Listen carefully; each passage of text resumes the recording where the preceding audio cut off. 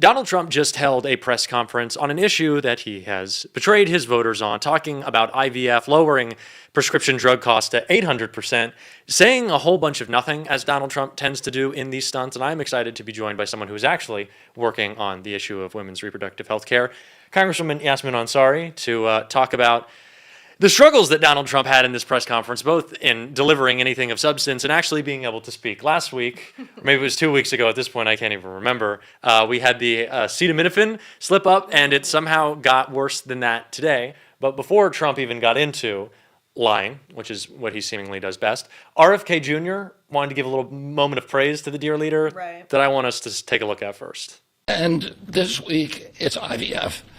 Oh, I want to thank you so much for that, Mr. President. I saw on an airplane the other day, you said that you didn't believe that you were going to get to heaven. You're doing God's work here. You've made peace in the Middle East, which is beyond anybody's imagination. And now you're giving millions of Americans a chance to have babies. And you're doing this while the government is locked down by the Democrats. But this administration has not stopped working for the American people. And that's because of your energy, your commitment, your vision. And I want to thank you for allowing me to be part of it. What part of the Trump administration falls under the God's work bucket, in your opinion? Do you think that there's anything that's going to get Trump into heaven, or do you agree with the president's own assessment?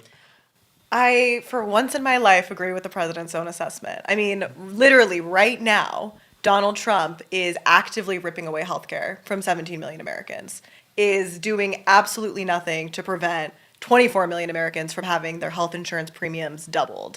That is evil. Like, this is a president who's evil. So yeah, I'm pretty confident his assessment is correct about this. Yeah, and he decided off of that, since RFK really got him hyped to talk about health care promises that he's broken. Trump continues to go back to the point that no one in his staff has corrected him on. Obviously, a little glazing from RFK Jr. really, yucking it up at the dear leader. But no one's corrected Trump on his point about healthcare when he's breaking out the percentages of how he's going to make your drugs not only affordable, but you're going to be paid for having them. Of course, that's not going to happen, but this is what Trump said. Where drug prices went down for the year. And you know what they went down? 1/8 of 1%. But I was so 1/8 of 1%. Now I'm getting them down, Maria, 500, 600, 800%. In some cases, even more than that. It's hard to believe. But I was proud. I said, oh, wow. So Donald Trump is saying, we are going to lower your costs for your prescription drugs by 800%. Does that math make any sense at all? No, I mean, I think we know Donald Trump can't do math. No, but the reality here is Donald Trump ran on this issue. You know that. Like, I think he called himself the father of IVF. Yeah, and he said he was the key to affordability, prices day one, everything's going down. Yeah, and he made a lot of big promises, but we know while the sentiment of what he's saying is positive, of course. I think reproductive freedom and access is a major issue in this country. I actually have legislation around that, but Donald Trump is not even telling insurance companies and mandating insurance companies to bring down these prices. The employer piece of it all is optional.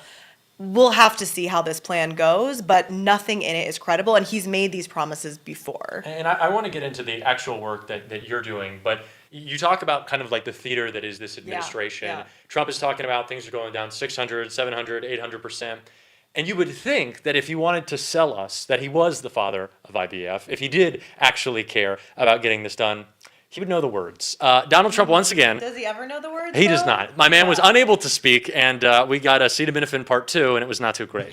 Currently, it's selling in Europe. It's Pergoveris. Pergoveris. And that's a sounding nice name. Pergoveris. Why can't you name them nice, simple names? Nice, easy names. Doesn't matter. If it works, that's all we care about, right? So usually when Trump is having his little press conferences, he sits down in his little desk and he was covering up his little bruised hand, and he has one of his goons come up and read off the executive order, and it's like, Mr. President, this is the Kill Everyone Who's Not a Billionaire Act. And he's like, wow, that's quite frankly, I love that. That sounds great. And thank you for that. I'm going to sign this away. But this time they gave the dear leader the opportunity to read And that was mistake number one. Does this instill confidence in you and Donald Trump's ability to really get it done out there? Like, what do you see? Like, what is your gut check when you see Donald Trump like mispronouncing the names of drugs that he either says cause autism or that he cares deeply about? Like, he doesn't know the names of things that he's held press conferences for. Like, what does that make you feel? I mean, Besides you know what? embarrassed. It would be hilarious if it wasn't real. Yeah. Like the fact that this is the president of the United States. I think you've said it. This man has dementia. Like he is not well. He has not been well for years. He is trying to talk about women's health when he is a convicted sexual abuser and he doesn't give a shit about women. And at the same time, you cannot, like, I cannot take a man seriously who's trying to say, I am going to make IVF more affordable. And then in the same breath, he's ripping away healthcare from people in this country. Losing access to Medicaid is going to make it harder for women across the board. So yeah, I mean, I'm not surprised that he can't pronounce the names. This is a reality show president who just wants attention. The entire presidency is about corruption and how he can get richer. I wouldn't be surprised if there's something in there even now about his family benefiting from whatever he's doing. Like, We're gonna get like Ivanka cut, like she's gonna have like Who IVF, like an knows? IVF line that she's gonna make in China. I think that'd be a Everything just that they do is stop giving them corrupt. ideas. Don't they already have the meme coins?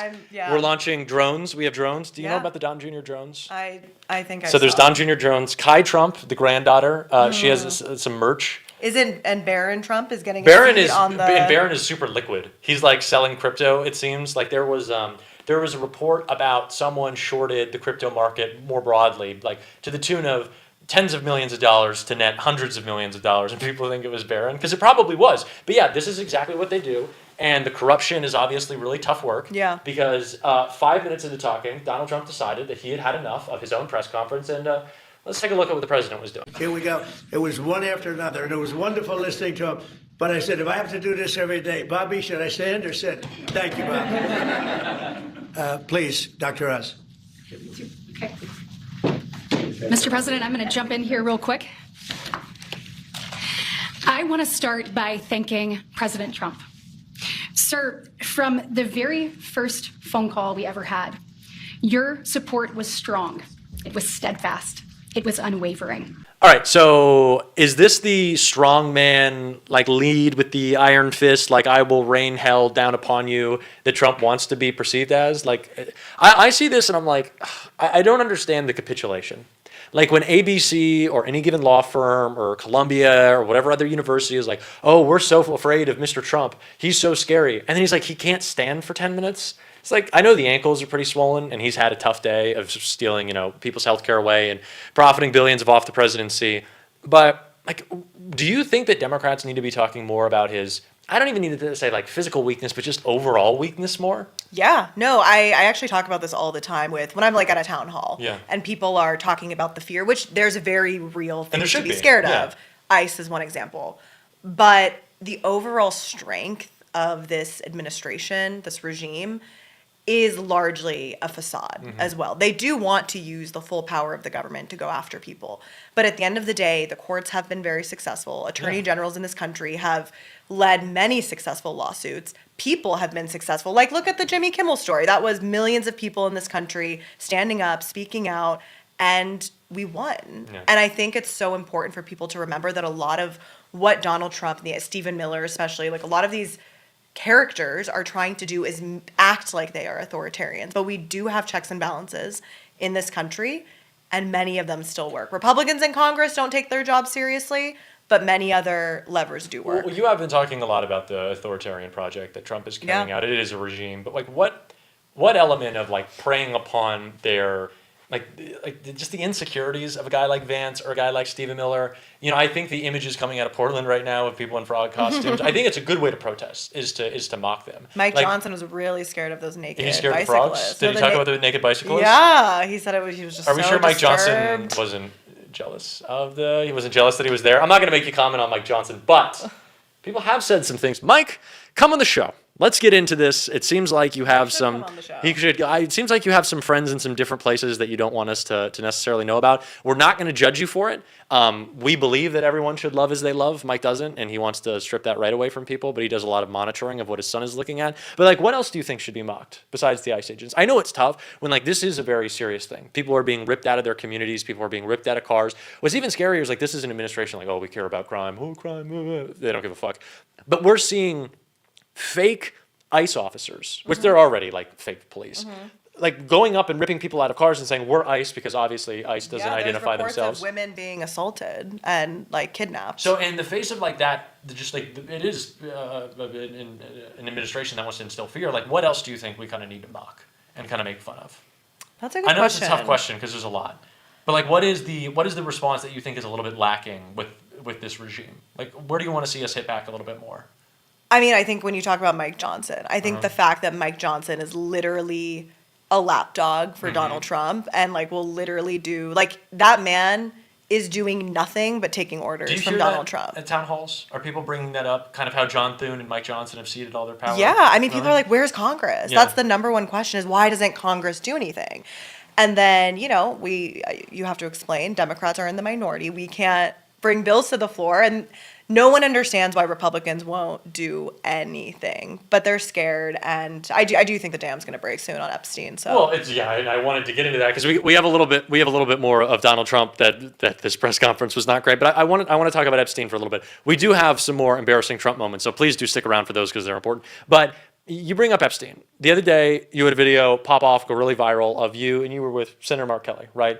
Going to Adelita Grijalva's office, which her name is on the office, Yeah, right? yeah. So people might not know, like the congressional offices, like your name. I don't know why people might not know that, but like your name is on the office outside of it, and once you're elected, they put it together for you. It's a nice little setup. Yeah. But her name is on the office. Like I think some people might think that Mike Johnson is like denying that she won her election. It has all been recognized. Yeah. Like we recognize that she won and that she will be seated. It's like, what is the holdup?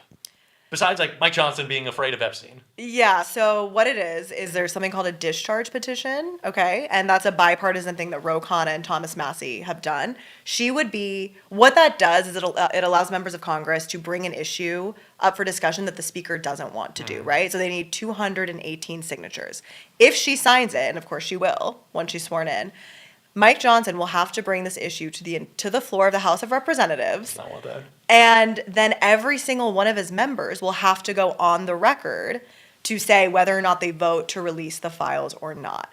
And the reason they're terrified of doing that is because I think that's when everything's going to fall apart for them because there's so many of them. Oh, I've heard people say anywhere from 20 to 30 to 40 Republicans might vote I've for even it. heard 100. Really? Yeah, I mean, because How are you not? Yeah, how exactly. so many of them have talked about this issue for years. Their constituents, their base And if you're in a wants swing this, district, 100%. incredibly damaging. And Donald Trump is going to freak out when they don't do what he says. And then Mike Johnson is going to get punished. Yeah. And they're all going to get in trouble. Like, it's just going to be. It's a lot to look forward to. It really, like, I will be. It's going to be a great day. Popping champagne. But the other number that Donald Trump seems dead set focused on is the number 8, because that's apparently how many wars he's ended. And he talked about that in this very strange clip right here that we're going to respond to. You're talking about the whole. President Zelensky tomorrow. It just seems to me that, look, it's only a field. That's all I've done in my whole life. I've made deals. I know about deals. I do it well. I don't think any president's ever ended a war, frankly. One war, I did 8 of them, Maria, right? And but I don't know. Did Bush ever end? Do you think Biden ended a war? Biden started wars because he was stupid. But do you think Biden ended any wars? No, I don't think. I don't know of anybody that ended wars. I ended 8 of them. Now it's going to be 9. I think we're going to have this one done, hopefully soon. But I'll be meeting him probably over the next 2 weeks. First, Marco is going to be meeting. And the vice president, as you know, is very much involved. The whole team is involved. Steve Witkoff will be involved. Yeah, please. So Trump claims that he has ended 8 wars. I don't think that is the number. He said that he stopped a war between, I believe it was Pakistan and Iran yesterday, which is new that he was telling me that conflict was breaking out apparently. Do you think this is something that we should talk about? Trump has tried to position himself as the pro-peace president, the deal maker, so on and such, ending all the wars. Do you think it is, with all the lies out there, this is one important for Democrats to call out? I do, because for somebody who is literally waging war on Americans Yes. in this country, like sending ICE to terrorize communities across the board, literally assaulting US citizens, going after people based on the language that they're speaking or the color of their skin, calling peaceful protesters or frankly any Democrat a terrorist or an insurrectionist. Like, this man is causing so much violence in the United States. It's purposeful. Yeah, and so I would never ever be able to call him or take seriously. It's a joke. It's a joke. It is. It's such a joke. And I know, but we do have these conversations about, like, what should we talk about, what should we not talk about. I do think that this is important in the context of, like you said, the war that's being waged right now. And I know a lot of folks, as I've talked about a lot lately, and I got a link down for it below, to sign up to join a No Kings protest. This is going to be even bigger than last time, so Yes. please do get out there. But Donald Trump has made it very clear, along with Mike Johnson, you see Tom Emmer, like, all of these Republicans are now saying that, like, this is going to be a hate fest, and it's George Soros, and it's all the bits as usual. And I do think it's because they want to intimidate people out of Yes, going. yeah. And they want people to be scared, and they want to discredit it. I also think they want to incite violence. Like, Yes. they want Yeah, that is conflict to break totally out. the underlying tone. Yeah. So what do you say to people who are going or maybe on the fence? This moment in our country's history could not be more important. Like, I think this notion that we should wait till the midterms and that's going to be what saves us is not the case. Yeah. This is personal to me. My parents fled an authoritarian regime to come to the United States. And literally everything that's happening right now in the United States of America is what my parents talked about nonstop growing up. And they would they're like, don't be naive, this can happen here. And I was like, no, there's no way this could happen here. And it's happening here. And what we still have is the power collectively to mobilize and organize. So I'll be at our No Kings protest in Phoenix on Saturday. I'm really excited. I think everyone should go. I told y'all, you will see me out there, tall. My hair will be ridiculous as always. And if you want to come up to me, I'd love for you to. Are the people gonna be coming up there? You're gonna be hanging out with everyone? Yeah, Are you I'm gonna- gonna hang out in Phoenix. I can't C- wait. Come hang out. It's going to be a great time. Now more than ever, we desperately need community to see people who are in this fight and understand it the way that we do. Donald Trump wants us to be isolated. Our algorithms owned by Mark Zuckerberg and Elon Musk and soon to be Larry Ellison, these are designed to break us apart. These are designed to keep you sad and isolated and alone. Go out and be with community. Hang out with the Congresswoman. Talk about why Donald Trump is unable to speak clearly and coherently, and then don't talk about Donald Trump. Talk about something fun. Hang out, be in good company. This is a moment for some levity and some joy. If Republicans can be on vacation, then we can enjoy ourselves a little bit. Congresswoman, thank you so much for the time. Thank I appreciate you. it, and I'm Thanks. excited for everyone to see you out there. And until next time, well, actually, do you want to tell the people to subscribe? I'll tell the people to subscribe. And if you enjoyed this interview, of course, we will be doing many others like this on this channel. And if you haven't already, go ahead and hit that subscribe button. Leave a like if you enjoyed our interview. And until next time, I'll see you soon.